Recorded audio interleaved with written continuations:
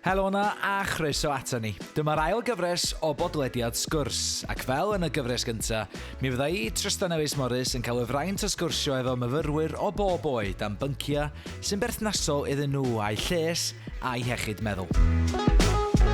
Mo Pennod, mi fyddwn ni yn canolbwyntio ar bynciau amrywiol sy'n ymestyn o niwroamrywiaeth i sut i estyn am gymorth efo iechyd meddwl sydd ddim wastad yn hawdd ond yn hanfodol bwysig.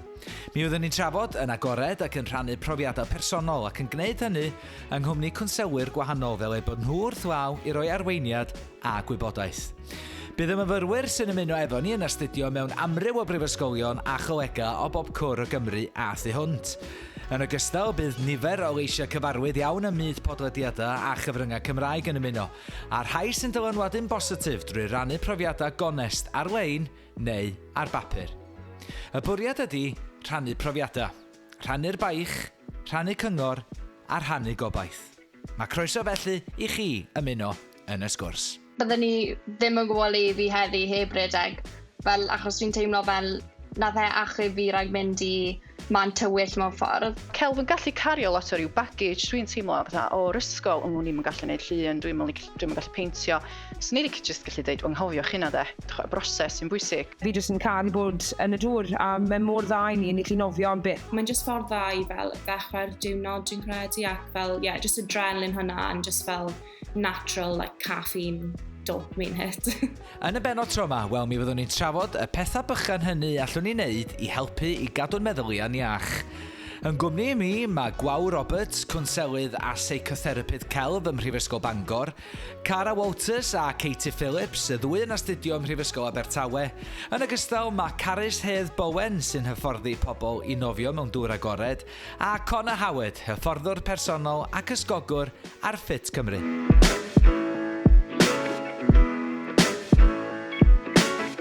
Felly, bore da iawn i chi gyd a diolch o galon am ymuno efo ni yn y sgwrs heddiw yma. Dwi'n mynd i gychwyn efo dwy sydd yn teimlo fod ymarfer corff wedi bod o fydd mawr iddyn nhw dros y misoedd a'r chydig flynyddoedd diwetha. Cyn dod at hynny, dwi'n mynd i ofyn chi gyd gyflwyno'ch hunan os newch chi. Deud chydig bach o'ch hanes a lle ydych chi arni ar hyn o bryd. A na i gychwyn, dwi'n meddwl, efo chdi, Katie. Bore da, so dwi'n astudio yn Prifysgol Abertawe ar y foment yn astudio gradd meistr yn cymdeithas rhwng gylchedd yn newid byd eang. Nes i cymryd fel 2 blwyddyn bant o astudio yn gweithio yn yr undeb. Ac o hwnna really wedi sbardino fel interest fi mewn iechyd meddwl ac wahanol hobïau a cymdeithasau yn y prifysgol. Gwych iawn. Cara, mi wyt ti yn yr un brifysgol. Dydych chi wedi gweld hanes dith ni? Helo, Cara dwi a dwi yn Brifysgol Abertawe ar hyn o bryd. Dwi'n astudio Cymraeg yn fy ail flwyddyn a cyn ddisgybl yn ysgol Maes y Gwendraeth. Ers dechrau yn y brifysgol, dwi wedi dechrau redeg a mae Abertawe'n lle dirfydol i redeg wrth gwrs wrth ymyl y môr. Ynddi'n hyfryd dros ben, o ddim yn rhy bell o Abertawe, mae Llanelli, a dwi'n meddwl mai dyna lle da ni'n dod o hyd i Caris bore yma. Bore da, sy'n ti? Helo, bore da, iawn diolch. Dwi o Porth Tywyn, a rwy wedi bod yn nofio dŵr agored. Dechreuais i 3 blwyddyn yn ôl, a nes i jyst cwmpo mewn i cariad gyda fe, a nes i wedyn jyst meddwl, reit, gallai neud o'n gallai cystadlu. Cael ei rili dda da hwn, fi'n dysgu fel oedolyn, a nes i'n rili dda, a wedyn cael passion wedyn i just i dysgu pobl fel i nofio mas yn dŵr agored i wella iechyd meddwl a wneud rhywbeth corfforol mas yn natur. Gwych dros ben, wir yn edrych mlaen at gwybod mwy am hwnna, Caris. A sôn am fod yn passionate, sy'n arall sydd wrth i fod yn cadw'n ffit ydi Connagh. Bore da, sy'n ti heddiw? Bore da, dwi'n iawn, diolch. Felly dwi'n wrth Caerdydd yn greiddiol, ond dwi'n byw mewn Newcastle nawr, so tipyn bach yn pech. Ond fel ti wedi dweud, dwi'n gwneud hyfforddiant personol, online coaching hefyd, a yn mwy diweddar, tipyn bach mwy o fel cwrlwyno anno teledu Cymraeg. So, wedi bod prysur. Gwych iawn, diolch Connagh. Ac un arall, da ni bach yn outnumbered heddiw Gwawr o ran bod y gog ar South Divide, ti fyny Mangor, bore da Gwawr. Bore da, helo bawb. Gwawr dwi, a dwi'n gweithio fel psychotherapydd celf yma yn y Brifysgol yn Bangor. Wastad wedi bod efo rhyw frwsh paent neu pensel lliwion yn llaw ers yn blentyn, a mae ngyrfa fi wastad wedi bod yn ymwneud efo'r celfyddyda a defnyddio celf yn benna i helpu bobl, felly dwi'n falch iawn o fod yn rhan o'r sgwrs heddiw. Hyfryd iawn, ddon ni at hynny yn y man. Gwawr, croeso cynnes iawn i chi gyd ymuno yn y sgwrs bore yma. Dwi'n wedi gychwyn felly efo'r ddwy sydd wedi teimlo bod ymarfer corff wedi helpu eitha dipyn ohonyn nhw yn y misodd a'r blynyddoedd diwetha. A dwi'n iawn i ddweud, Cara, fod rhedeg yn rhywbeth ti wedi ddarganfod yn eitha diweddar. Odi, so nes i dechrau nôl yn mis Rhagfyr. Just rhyw fath o awydd, fe nes i ffindo bod y semestr cynta'n semestr rili anodd yn y brifysgol. Felly, o'n i'n teimlo fel se, o'n i am dechrau rhyw gweithgaredd hamdden newydd, fel rhyw fath o hobi newydd, a ni'n meddwl, wel, dwi wastad i meddwl, dwi'n hoffi redeg, ond o'n i beth yn siŵr sut i ddechrau. A nes i gael rhyw awydd ar ôl adeg Nadolig, o'n i'n meddwl, iawn, na i dechrau redeg nawr. Just rhywbeth fel sydd wedi cryfhau fi'n corfforol a'n feddyliol mewn ffordd. A faint o redeg wyt ti'n neud mewn wythnos? Wel, mae dibynnu o wrth i wrth. Fel, pryd nes i dechrau, o'n i dim wrth i redeg, wel, 2k, ond erbyn hyn, fydd i redeg tua 16, so tua 10 milltir erbyn hyn. Felly, gyda amser, yn amlwg, mae pethau wedi adeiladu lan, a wel, dwi'n neud fel mas o pleser a gael hwyl, dim byd cystadleuol mewn ffordd, hyd yn oed fy mod i wedi rwyddo lan i wneud fel Race for Life yn ddiweddar, a nifer o ddigwyddiadau. Fi'n neud o ran o hwyl, dim o ran yr ochr gystadleuol, ond rhywbeth dwi'n joio. So.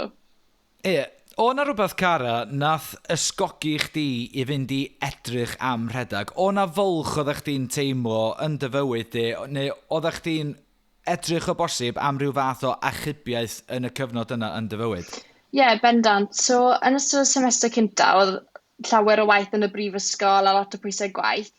A nath nifer o bethau digwydd yn ystod y semestr cynta, enghraifft nes i golli modryb i, a ni'n agos iawn ati, a ni'n teimlo bod bwlch enfawr yn fywyd i a chwilio am rhywbeth fel rhyw fath o sicrwydd mewn ffordd, rhywbeth cadarn, a ni'n gwybod, wel, dwi wastad wedi bod â diddordeb mewn ymarfer corff, ond beth wedi gwneud, fel, cymryd mwy o diddordeb yn do fe, a ddim yn siŵr pyn llwybr i ddilyn, enghraifft ni a gwersi nofio pan oeddwn ni fach ac yn y blaen, ond ni beth di gael y profiad o redeg.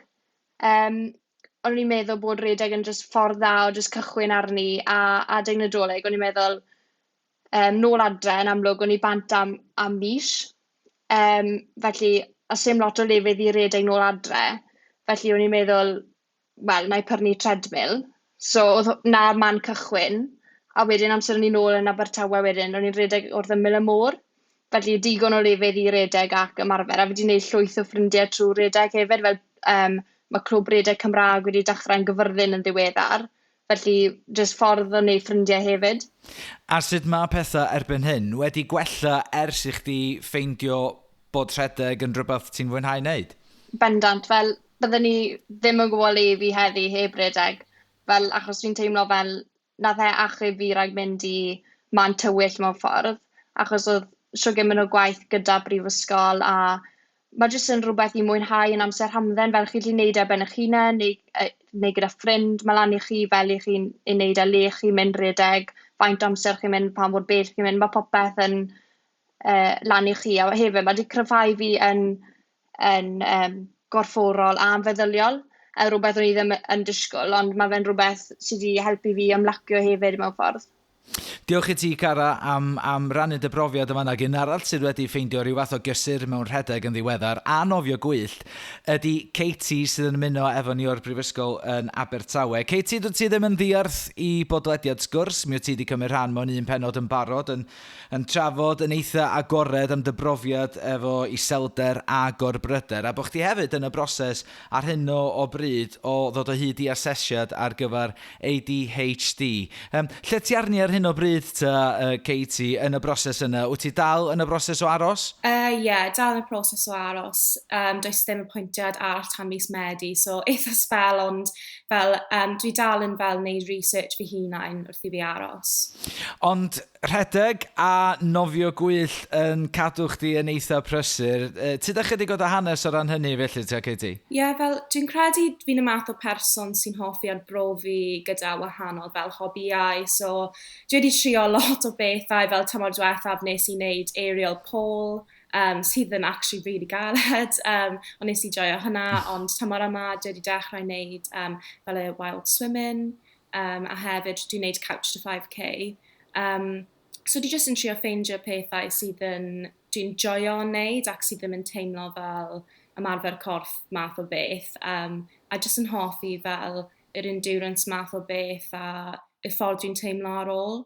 So really joio redeg a fel y nofio gwyllt ar y foment.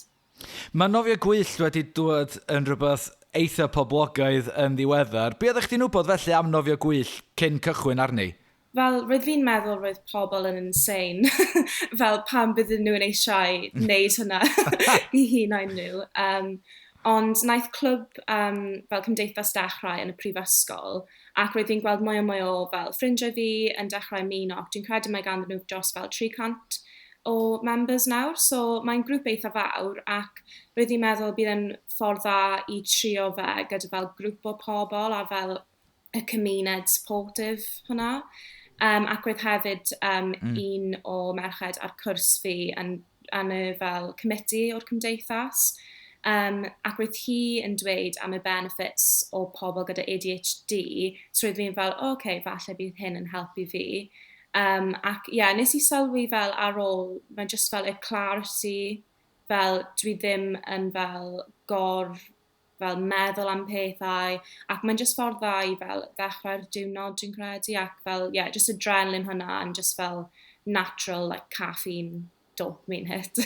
Dos o fi trio fo felly. Diolch Katie. Da ni'n gwybod yn dydan bod nofio gwyllt mae'r ystadeg am profi bod o'n rhoi boost i'r immune system, bod o'n gwella'r croen a thefiant y gwall ag ati, mae o'n cynyddu'r metabolism. A Caris, ti'n un sydd yn gwybod eitha dipyn am hyn, achos dyna wyt ti'n neud, ti'n hyfforddi, ti'n coachio nofio gwyllt ag ati. Doeddech chi ddim wedi nofio gymaint o hynna tan 5 mlynedd yn ôl, ond gyda 10 mlynedd ers i chdi gael diagnosis Hodgkin's lymphoma, Caris, mae'r 10 mlynedd diwetha wedi bod yn dipyn o rollercoaster i chdi. Ie, odi. Fi'n bach ti wedi gweud efo'na, achos dyna'n gwmwys fel byddai di esbonio 10 blwyddyn diwetha, ond fi wedi gwneud mor gymaint mewn y 10 blwyddyn a jyst mwynhau. So, nes i bucket list pryd ges i the green light, ti'n iawn, ti'n iachus, cer y ti a jyst mwynhau bywyd. A nes i dechrau gyda bucket list pryd o fi'n iach. Nawr, anreg o bywyd yw hwnna i gweud, rhaid ti'n iachus, cer y ti. Dim, wel, mae'n lwcus, ti'n meddwl fi me, achos falle bydde wedi cael fy 6 mis ar ôl dy ti, a then mynd trwy bucket list ti, ond holl bywyd o flaen fi, corff iachus, just adeiladu, bod yn gryf mewn meddwl a corff, a just gweud, dwi'n mynd i smosio nhw gyd. So, fi wedi gwneud gyr o sport, fi wedi dysgu neu coachio post-sport, fi wedi trial. A dechrau i nofio dŵr agored, neu just dipo dŵr agored 4 blwyddyn yn ôl. A just eistedd yn y dŵr. Oedd ffobia dy fi, so rhaid fi dod drostodd hwnna cyntaf, a just bod mewn yr environment y ffrindiau, a dim byd yn gwael yn digwydd, so oedd yna'n bonus. A o fyna wedyn, just meddwl, mae'n eistedd yn y dŵr yn amazing.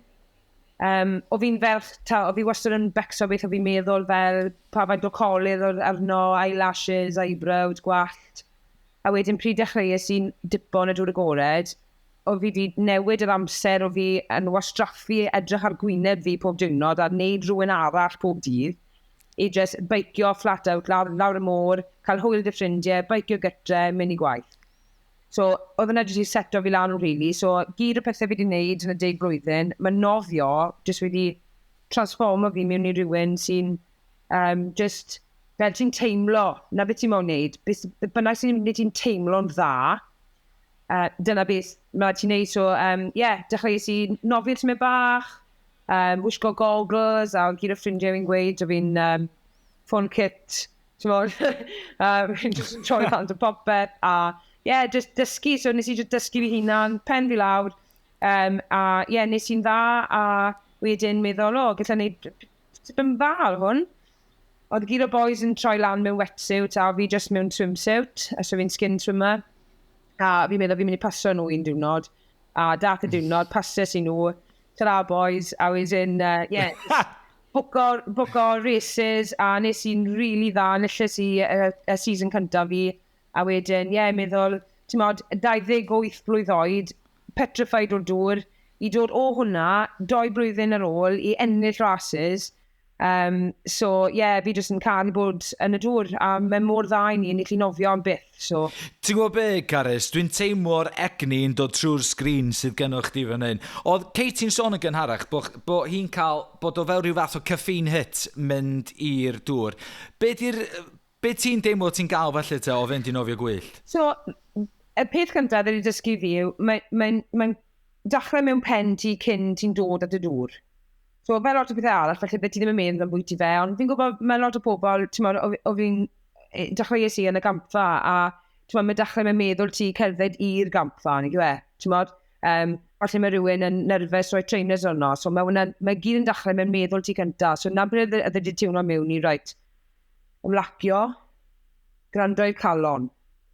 Wedyn, cam nesaf wedyn, ti'n modd, rhoi kit arno. Mae rhaid ti wastad gwrando'i calon ti, achos mae'n extreme. Mae'n extreme, mae'r dŵr yn oer, so mae'n cymryd just gwrando'i'r anadl. Mae proses o cyn mynd mewn y dŵr, a na beth o fi'n hoffi i dechrau. Wedyn pryd ti mewn y dŵr, eto mae calon ti'n codi, a swydd ni yw fi just gwrando'i calon, aros, ti'n modd, gadw fe lawr, stay calm. Sy'n byd yn gwael mynd i digwydd, achos ti'n gwneud risk assessment, ti'n gwybod mae'n saff ble ti'n mynd i nofio. Mae'n licio, gwrando'i'r calon, anadl, os mae'n anxiety ti, ti'n modd, mae hwnna jyst yn gwneud ti cael yn bwyntio ar fel ti'n anadlu. A mae jyst yn rhoi ti mewn corff dy hunan. Ti'n modd, so gyd o beth mae'n neud i'r corff a'r calon a'r meddwl nes i cwmpo gyda mewn cariad i, a wedyn ti'n gallu meddwl am bwyty, ti'n modd, cael amser mewn na, a wedyn mae gyd o benefits arall yn dod. Wyt ti'n teimlo, Caris, twyd ar ôl chdi gael y diagnosis Hodgkin's lymphoma 10 mlynedd yn ôl erbyn hyn, wyt ti'n teimlo fod bywyd wedi newid wedyn, bod chdi yn ofyn pethau'n llai, bod chdi ar ryw fath o second chance mewn bywyd, a bod na ddim troi nôl? O fi'n 21 pryd ges i diagnoso, a 21 pryd oedd wedi mynd, so diwedd y blwyddyn, a outlook ges i ar bywyd ar ôl dod trwyddo hwnna, oedd just, ti'n modd, o fi just yn troi mewn i yes man, straight away, ti'n modd, achos just trial popeth sy'n dda i ti, obviously os mae ddim yn bod dda i ti, paid, ond os mae opportunity, just be a yes man, cer am achos os ti ddim yn mwynhau, na, but at least you've tried it, achos falle fi'n gweud y gyd o pobl fi'n dysgu nawr.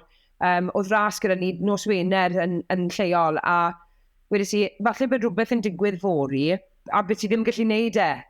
Ti'n ma mis nesa, so ti gallu neud e heddi, ni yma, ti'n iach, ti'n gallu symud, ti'n gallu nofio, come on, dewn ni neud e, a just troi hwnna i pawb, do it today, achos falle bod rhywbeth yn digwydd fori, a beth ti ddim gallu. A ti'n llygad o le, mae hwnna'n agwedd ddylsen ni gyd fabwysiadu, dwi'n meddwl, wrth edrych ar fywyd. Diolch, Caris. Un arall sydd wrth i fodd yn cadw'n ffit ydy Connagh. Connagh, sut o ti? Deitha ni felly ta, sut a lle nath y siwrna yma i, wel, o ran ffitrwydd gychwyn i chdi? Wel, i dweud y gwir, oedd wedi dechrau pan o fi ifanc fach. Felly, mae ganddo fi disability, I guess it's classed as a disability, dyspraxia, lle mae problemau gyda fel coordination, pethau fel yna. So, oedd y mam a dad, oedd nhw i helpu amdano gyda fe, oedd nhw roedd i mewn i chwaraeon, so nofio, rugby, fi actually gweithio gyda fel hyfforddwr fel specialist, mi trio fel gwella the coordination, a wedyn just o fyna, really, oedd di dechrau. So, wneud lot o chwaraeon, wedyn, o fyna mynd i'r gampfa, fi eisiau fel, ti'n gwybod sut mae'n dechrau o, dwi eisiau trio tyfu fel cyhyrau, edrych yn dda, pethau fel yna. Ond nes i just really fel cwmbo mewn cariad gyda fel, just y holl proses o fel trio gwella dy hunan, o fel pan ti'n rhoi y gwaith mewn, a wedyn ti'n dechrau gweld y canlyniadau o hwnna. A wedyn, just trio, ti'n gallu fel, you could apply yr un fath o peth mewn llefydd eraill yn dy bywyd. Dwi just wedi cwmpa mewn cario fe, a fi wastad gwybod oedd hynna rhywbeth o fi eisiau helpu pobl eraill gyda. A just gobeithio rannu un fath o profiad dwi wedi cael trwy ffitrwy. A ti'n gallu gwneud hynny erbyn hyn, achos mi wyt ti'n hyfforddwr personol. Be ti'n elwa felly o weld pobl wyt ti'n hyfforddi yn gwella hynna o ddydd i ddydd? Mae'n gwych. Mae'n teimlad, really dda. Just oherwydd, dwi'n gweithio gyda lot o pobl sydd yn cael sefyllfa gwahanol i gilydd. Mae rai pobl, enghraifft, does dim lot o hyder gyda nhw pan nhw'n mynd â hefyd fel gwyliau a just fel neu helpu pobl trio pethau newydd yn byth erioed wedi wneud o blaen fel actually dysgu sut i defnyddio'r gamfa, sut i bwyta'n iachus i'r corff nhw, gwella egni nhw, just lot o pethau. So mae'n very rewarding i fi. Hynna'r peth sydd yn cadw fi just dal ati a hynna beth dwi eisiau gwneud am gweddill y bywyd. So. Da ni'n nabod chdi'n benna, Connagh, nes di fynd fewn i'r Love Island Villa yn 2020. Mi oedd hwnna siŵr o fod yn brofiad gwahanol, yn brofiad ella sydd wedi newid chdi fel person. O na rhyw fath o bwysau yna chdi, Connagh, i edrych mewn ffordd arbennig cyn i chdi fynd fewn, a hefyd unwaith nes i ddod allan o'r villa? Bys fi'n dweud celwydd os yna ddim, oedd na ti'n gwybod bod ti'n mynd i fod ar teledu ar fel platform mawr, a bydd lot o pobl yn gweld chi, so ti eisiau fel trio edrych dy gorau. So, oedd fi yn y gamfa, fi'n gweithio galed, a fi gweithio gyda coach ar amser i trio, try and get in shape fath o peth. Ond, fi yn teimlo tipyn bach o pwysau ar ôl gorffen y sioe, oherwydd oedd na lot o fel party yn pethau fel na, lot o bwyd os fi ddim really bod bwyta, lot o yfed. So, so there lot o, oedd na cyfnod am fel mis neu 2 mis ar ôl, pan oedd e'n dechrau bod, oedd e'n gael nes i sylwi fel newidiad yn fy fel fy egni a so fy iechyd meddwl tipyn bach, oedd ddim lot o fel routine da fi, a hynna sydd yn rhywbeth pwysig i fi, dwi'n hoffi cael fel y routine. So, oedd na'n cyfnod pan nes i fel teimlo, dwi ddim really hoffi dwi eisiau fel symud. Diolch, Connagh. Wel, mae bob dim gwawr da ni wedi sôn amdano fo erbyn hyn yn bethau corfforol da ni'n gallu wneud i wella'n hynna, a theitl y bennod ydy Gwneud y Pethau Bychain. Wel, mae yna bethau bychan eraill da ni'n gallu wneud i wella'r sefyllfaoedd, a fel therapydd celf ym Mhrifysgol Bangor, mi wyt ti'n gwybod eitha dipyn am hyn? Dwi wedi defnyddio celf dros y blynyddoedd fy lles personol a wedi gweld yr effaith mae wedi gael arno fi, a wedyn erbyn rwan efo ngyrfa lle dwi wedi gallu defnyddio celf fel tŵl os lici di, neu fel iaith ychwanegol i helpu bobl i fynegu hunan. Dwi'n gweld pethau fel, bron mewn rhyw 2 camp os lici di, mae gen ti gelf fedri di wneud yn amser dy hun i edrych ar ôl dy lesiant, gweithgareddau. Ella hyd yn oed o wrando ar bobl yn siarad heddiw, cyfuno fo hefo mynd allan i'r awyr agored ac ymarfer corff. Dwi wedi helpu myfyrwyr yma Mangor, enghraifft mynd allan ar deithio, cerdded bach syml, ond bod ni'n mynd â camera fo ni, neu llyfr sketch, ti'n gallu plethu pethau yma fo'i gilydd, so ti'n cael yr hit o ran yr awyr iach, yr symud y corff, ond hefyd bod ni'n gallu cymryd sylw o'r byd o'n cwmpas ni, diolch yn gorau bod rhywbeth cymhleth, felly. Mae celf, dwi'n meddwl, yn gallu helpu ni wneud synwyr o'n meddyliau, gallu helpu ni mynegu sut da ni'n teimlo. Mae o'n iaith ychwanegol, weithiau di geiriau ddim yn gallu bod yn ddigon, ac di weithiau da ni eisiau gallu defnyddio rhywbeth gwahanol, a mae celf yn gallu cynnig ei hun i wneud hynna. Mae'n cynnig ffyrdd o ymlacio hefyd, a pleser. Mae'n bwysig bod ni'n, dwi'n cael pigo lot o egni fyny gan y siaradwyr eraill bore yma, a mae cael gwneud y mwyaf ar bywyd, pethau bach na, hynna ydy'r pethau sy'n bwysig, ynddo. A just hyd yn oed, ella, mae celf yn gallu cario lot o ryw baggage, dwi'n teimlo o'r ysgol, ni'n gallu gwneud llun, dwi'n gallu peintio. So ni'n just gallu dweud, anghofiwch hynna de, y broses sy'n bwysig, just mwynhau, ella hyd yn oed gwachad paent dyfrlliw yn mynd ar draws tamad o bapur, tydi hwnna'n edrych yn neis, ac os di hwnna'n bleserus, gwneud o, de. Dydy o ddim amdan gosab o rywun rili isio gwneud llun realistig mewn ffram i reid ar wal yn rhywle. I fi, mae celf yn rhywbeth dwi'n gwneud i fi fy hun. Cadw, mae o'n reit boblogaidd wan, dydy, dwi'n gwybod chi wedi clywed pobl yn sôn am visual journals ma, fatha'r dyddiaduron celf ma. So bod ni'n gallu cadw llyfryn bach, adlewyrchu'r beth sy'n mynd ymlaen i ni ar yr amser. Os da ni'n mynd trwy gyfnod anodd, ydy celf yn helpu ni switch off, so ydy o'n gallu helpu hefyd i ni weithio peth allan, dod i benderfyniadau anodd, bob math o ffyrdd, y ddeud y gwir. A sôn am bob math o ffyrdd, wel mae celf yn ymbarel eitha eang gwawr, nid just arlunio a tynnu llun sy'n cael ei gwmpasu o dan yr ymbarel yna? Na, mae gymaint. Os ydych chi'n meddwl am celf weledol, da ni'n siarad am bob math o beth ydydan. Mae yna lot o ddewis sy'n beth da, rhywbeth gwahanol i bawb. So, os ydych chi'n hoffi gwych, os ydych chi'n hoffi peintio, gludwaith, dwi'n ni'n, deo dillad yn lliwgar, beth bynnag, just rhywbeth sy'n rhoi pleser, mae'n gallu bod yn hobi dydy, neu mae'n gallu weithio troi fewn i'r fath o yrfa, neu ail fath o swydd bach, gychwyn busnes, mae'n gallu arwain i lot o lefydd, ond dwi'n meddwl, i fi, beth sy'n bwysig ydy bod o'n ffordd o negu'n hunan, a mae'n gallu rhoi lot o rhywbeth yn ôl i ni, yn yr ystyr mae'n gallu rhoi synwyr o bwrpas, mae'n gallu helpu ni cael yr ymdeimlad na, da ni wedi cyflawni rhywbeth, beth dwi wedi greu? Mae hwnna wedi rhoi pleser i fi, dwi wedi mwynhau o. A hyd yn oed, allan rhannu fo hefo bobl eraill, mynd i grŵp celf, neu i bobl sy'n ddim yn mwynhau bod mewn grŵp. Mae'n rhywbeth fe wedi gwneud yn damser dy hun o dy gartra dy hun.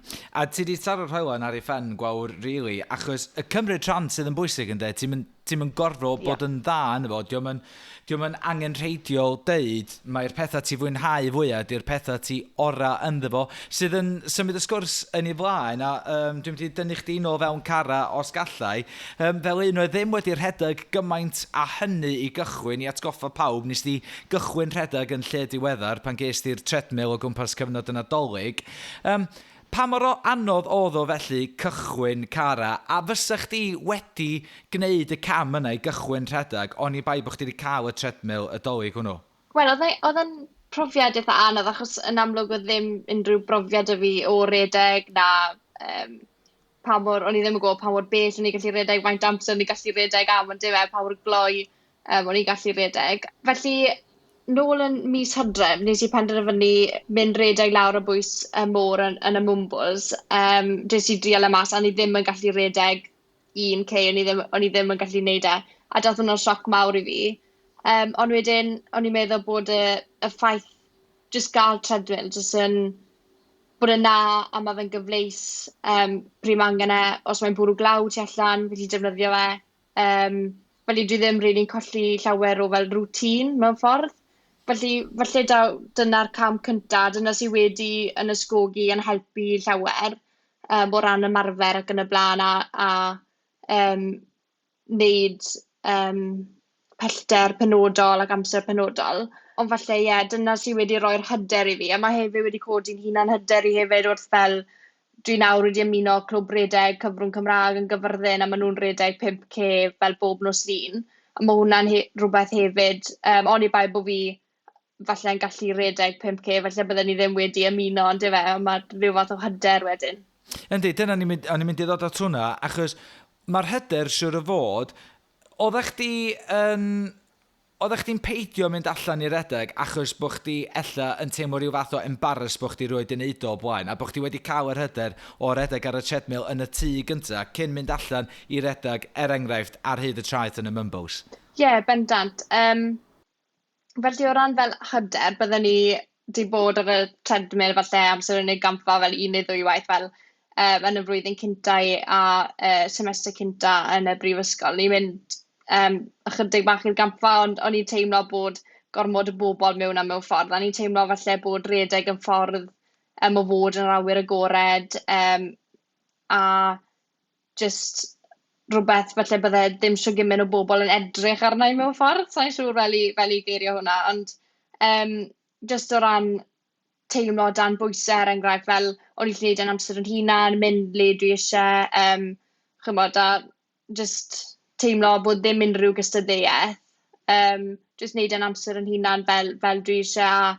Un beth fi wedi dysgu yw gwedwch bod fi, dim dim yn cael anaf mawr neu rhywbeth, ond gwyd bod fi yn teimlo bach yn flinedig neu rhywbeth, bod fi yn cymryd yn amser i, bod fi ddim yn rhoi pwysau ar yn hunan i wneud y pellter. Fel, does dim angen redeg yn gyflym, enghraifft fel wneud 5k o fewn hanner awr, os nag wy'n gallu y dynol ni. Mae'n amlwg, mae'n iawn i beidio wneud y rai drynodau.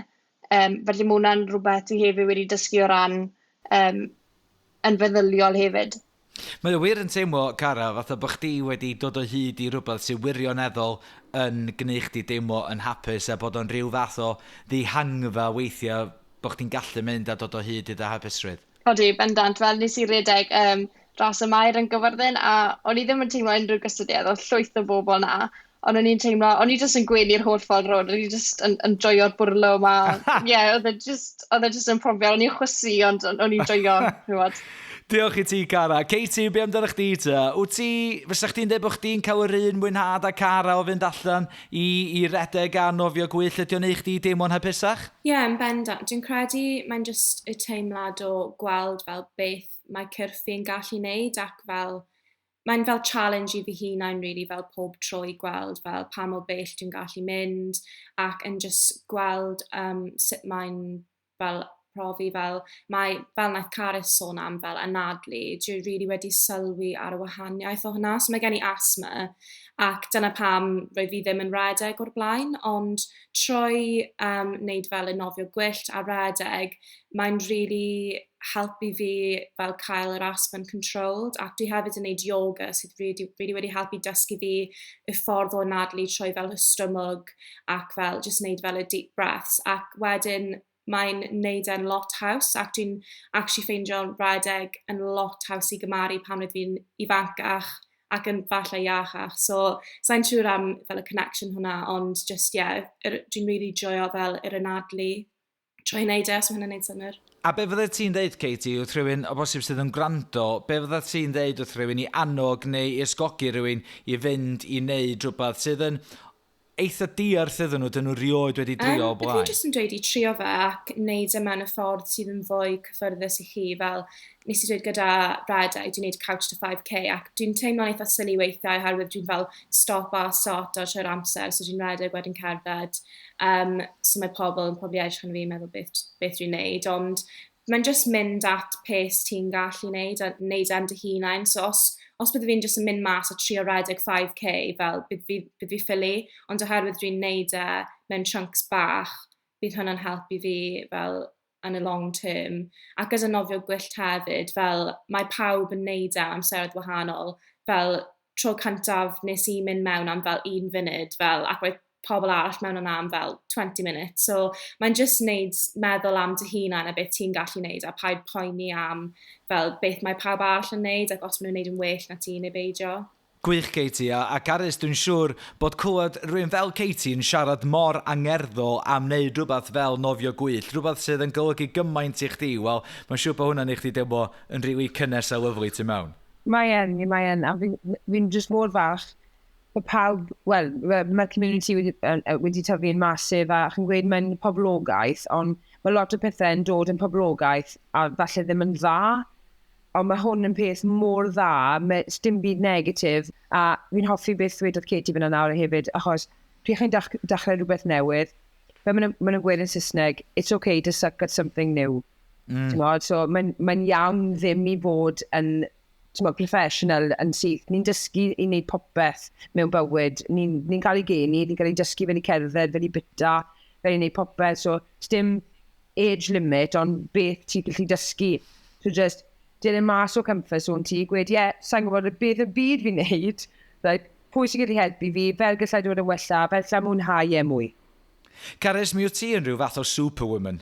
Ti, nid yn unig ti'n nofio gwyll, ti'n dyfarnu rygbi, ti yn bodybuildio. Lle yn y byd wyt ti'n cael yr egni a'r amser i wneud yr holl beth yma? Wel, blwyddyn hyn, so fi wedi wneud lot, ond blwyddyn hyn, fi rili moyn i wneud mor gymaint o sbos gallai. So, fi wedi dechrau syrffio, fi wedi ymuno gyda'r coastal rowing nithwr, a dim ond nithwr rili, o fi mewn esgidiau gyd o client fi, achos mae'n mor technegol, a mae'n double skull rowing, a fe fel, brech ymlaen, troi y paddles, nôl, coesau, ond mae'n iawn, a fi'n fel, oh my god, fel mae pawb yn teimlo bryd fi'n dysgu, ond ar ôl awr, mae'n dod mewn, ti'n just ffeindio rhythm a dysgu, amlacio, a mwynhau. So, yeah, bod yn corfforol, a fel bedo, fi'n credu Katie wedys ti, ti'n neud achos ti gallu neud e. So, mae'n lot o pobl, falle mae ffrind gorau fi, Tina, mae'n cadw'r olwyd, a mae hi yn byw bywyd i'r mwyaf, a mae limits dy hi, neu mae rhaid ni dysgu fel i wneud pethau wahanol, a mae hi'n trial ei gorau i byw fel y wyll gallai. So, yeah, os ti gallu wneud e, just meddwl heddi, just dechrau wneud rhywbeth newydd A dyna'r agwedd i gael Caris ti yn anhygoel. Connagh, os fysa Wim Hof yn ffonio chdi ac yn cynnig cyfres o Freeze the Fear i chdi, be fysa chdi'n ddeud? Dim siawt. Na, joc. Fysa fi yn. Dwi wedi dechrau fel baby steps o pobl arall wedi dweud, walk before you can run fath o peth. Dwi'n just cael fel 30 eiliad yn y cawod pob dydd, just fel coach ar y diwedd. A wedyn, falle trio progress o ddio fanna. A ti'n teimlo bod o'n helpu? Mae cold show is lot mwy anodd, nag yw e Katie, ti'n meddwl? Ie. Really? Ti ddim yn gallu neud e. Oh my gosh, mae'n cymryd mor gymaint. Fi'n neud son y shower son. Fi fel yn y shower. Nati, ti mas ti fas, a ti'n modd, mae lot o pethau yn cymryd meddwl ti off, a ti'n cerdded mewn. Os mae'r môr, na, mae fel smash. Ie. Ond ie, mae'n just aros yn y shower, fi'n teimlo fod anodd. Yndi, mae hwnna. Wyt ti'n teimlo ella bod chdi'n cael bydd, Connagh? Wyt ti'n teimlo bod o'n gwneud rhywbeth i chdi cael shower oer? Ie, mae'n galed i fel disgrifio y teimlad, ond ti'n fel teimlo energised, barod i mynd, fel alert, awake, fath o peth. A mae'n teimlad dda. Ond ie, fel ti'n dweud, mae'n rhan caled. Honestly, dwi'n sefyll yn y cawod am fel minutes, just trio fel slygo fi hunan lan, like, come on, just neud it. Yeah. Ti'n gwneud y well na fi, mate. Ti'n gwneud lot gwell na fi. Ond, Connagh, i rywun sydd yn gwrando, da ni di sôn lot yn dod. Cara'n sôn pa mor ella swil mae pobl yn gallu bod ar gychwyn pethau newydd fel mynd allan i redeg, fel nofio gwyll, neu hyd yn oed fel mynd i'r gampfa, achos dwi'n teimlo, achos bod fi mor brysur o ran gwaith, a bod fi ddim yn cael yr amser fyswn ni'n hoffi i fynd i'r gym yn wythnosol, dwi'n teimlo bod gennym fi rhyw fath o gym anxiety. Ti'n feddwl bod fi, achos bod fi ddim wedi bod ers gymaint amser, ti'n teimlo bod ti'n barnu dy hun yn erbyn pobl eraill yn y gym. Be fysa chdi'n deud wrth y bobl yna sydd yn eitha swil ac yn eitha ofnus ar fynd i gychwyn rhywbeth newydd, fel mynd i'r gampfa neu cadw'n ffit? Ie. Bysa fi dweud, y peth galetach yw just y mynd o meddwl amdano mynd, that's the hardest part. Os ti'n actually gwneud e, mae'n lot mwy hawsach na beth ti'n adeiladu yn dy meddwl ti. Ti'n meddwl, oh my god, mae rhywbeth mawr insurmountable dwi angen neud, a mae'n confusing, lot o pobl sydd na. Ond o ran fel y gym anxiety, os ti'n becso beth mae pobl yn bach o beth maen nhw'n mynd i meddwl os dwi ddim yn neud e cywir. Mae pawb wedi dechrau yn yr un fath o sefyllfa. Fel ti, dwi'n cofio pan nes i dechrau, fi 15 mlwydd oed, 16 mlwydd oed, dim clem dy fi beth o fi wneud yn y gamfa, trio defnyddio machines, a fi probably edrych fe yn twp, ond mae pobl fyna yn eisiau helpu, pobl yn gyfeillgar yn y gamfa, os ti'n gofyn fel pobl sy'n gweithio yma, bydden nhw'n helpu ti mas, mynd gyda ffrind, os ti'n rhyswyl i mynd ar dependi hunan. Just get in there is the hardest part. Pan ti'n fyna, ti'n gwneud hanner y gwaith yn barod. Diolch, Connagh. A Gwawr, rhywun fath, mae o meddwl am bethau celf, mae o'n rhoi i fi, o'n i'n sicr yn un o'r rheina, fel nes ti ddisgrifio'n gynharach, oedd yn meddwl bod celf ddim i fi, bod fi yn rybys, bod fi mond yn gallu gwneud llun matchstick man yn y dosbarth celf. Ond mae celf i bawb, mae o'n rhywbeth sy'n apelio i bawb bod chdi'n dda neu beidio. Cytuno'n llwyr, ia. Cama bach, dyna di'r thema, bron di bod yn y sgwrs bore yma, ynde. O'n i licio beth Caris wedi yn gynharach, mae celf yn gallu bod yn bach yn ddychrynllyd, yn wedi os rwy'n mynd i wneud o'n hir, a mae tamad o bapur gwyn plaen yn gallu bod, oh my gosh, ti'n gwybod, ond ella just ymlacio fewn efo, gwrando ar y calon, dwi'n licio honna, Just trio ymlacio a peidio beirniadu dy hun. So mae dwdlo'n ffain. Dwi'n gwneud gwaith efo clientaidd o fama, da ni just weithio os rhywun bach yn stuck, ddim yn gwybod lle ddechrau, fedra i gynnig thema.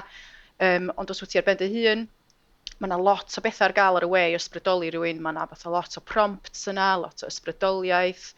Ond ia, peidio rhoi pwysau ar dy hun, gwneud beth sy'n bosib a galla adeiladu pethau dros amser, cael ysbrydoliaeth gen bobl eraill.